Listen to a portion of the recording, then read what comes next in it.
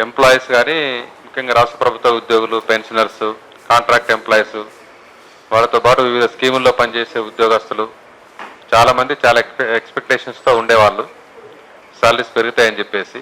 ఎందుకంటే కాంగ్రెస్ ఎలక్షన్ మేనిఫెస్టోలో కూడా చాలా హామీలు ఇచ్చింది. కానీ బడ్జెట్ కేటాయింపులు చూస్తూ ఉంటే దానికి అసలు ఏమాత్రం పట్టించుకోవాలని చెప్పేసి స్పష్టంగా అర్థమవుతా ఉంది.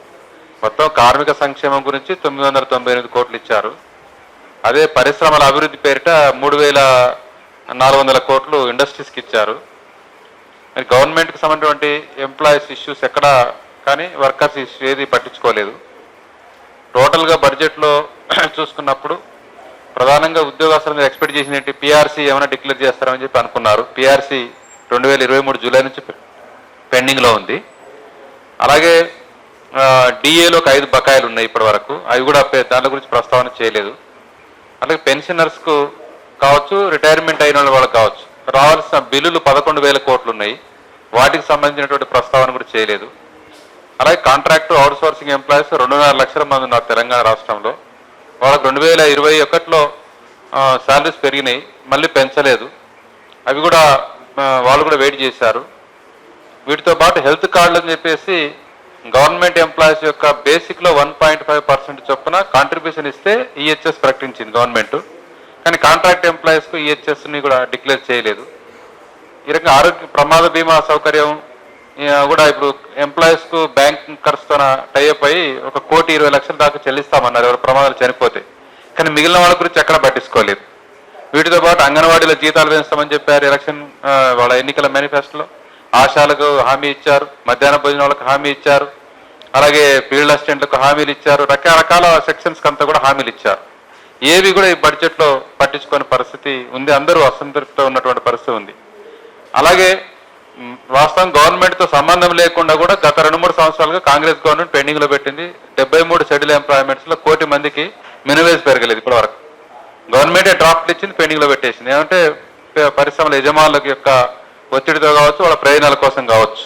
అట్లా వర్కింగ్ క్లాస్కు ఏ రంగంలో చూసినా, ఏ సెక్టార్లో చూసినా, ఎక్కడ చూసినా కూడా మొత్తం బడ్జెట్లో పూర్తి స్థాయిలో విస్మరించిందని చెప్పేసి స్పష్టంగా అర్థమవుతా ఉంది.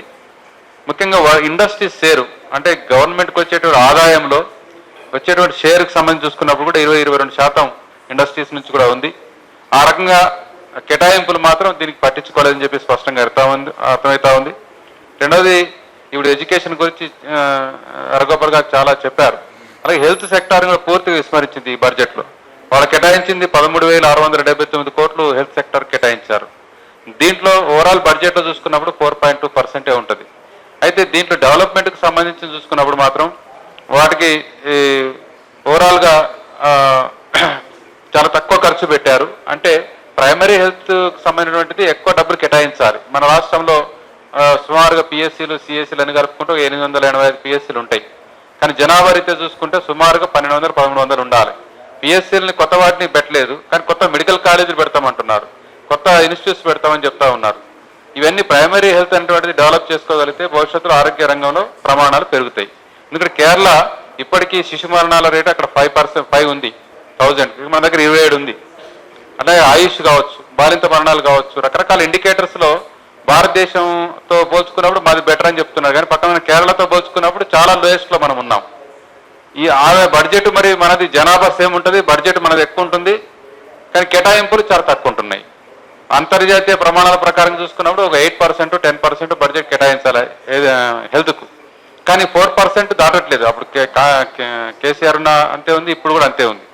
కానీ ఈ రకంగా చూసుకున్నప్పుడు కార్మిక సంక్షేమం కానీ, పరిశ్రమలు కానీ, హెల్త్ సెక్టర్ కానీ వాటికి సంబంధించినటువంటివి పూర్తిగా విస్మరించారు.